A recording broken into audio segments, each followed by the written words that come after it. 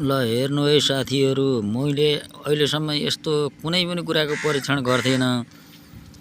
मैले अहिले यस्तो कुनैमा मनमा डाउट लाएर सबै कुरा काम गर्ने विषयमा सबै कुरा मेरो जीवनको समय सापेक्षिक कुरा गर्दै गर्दै गर्दै गर्दै साथीभाइको सङ्गत सबै कुरा सर्कल हेर्दै गर्दाखेरि आखिरी चाहिँ मेजोरिटी टिम नभइकन काम गर्न सकिन्न भन्ने चाहिँ यो तथ्यबाट चाहिँ मलाई एकदम पुरै के यो पूर्ण विश्वासका साथ भन्न सक्छु कि मैले टिममा राम्रो साथी भयो भनी तपाईको चाहिँ कुनै पनि काम चाहिँ जुनसुकै ठाउँमा जे गरे पनि फेल भएन भन्ने चाहिँ मलाई लाग्छ साथीहरू।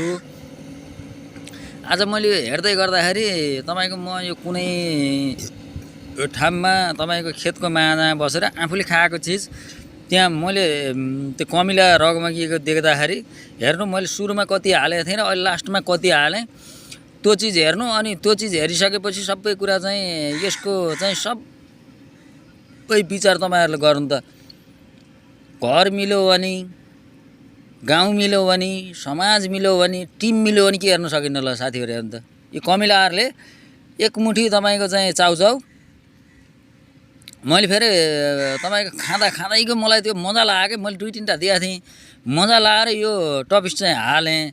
हेर्नु है अलिकति भिडियो लामो भयो, यो भन्दा सेकेन्डमा फेरि अझ मजाक छ, फेरि त्यो हेर्न बाँकी छ। भोलि हेरौँ ल।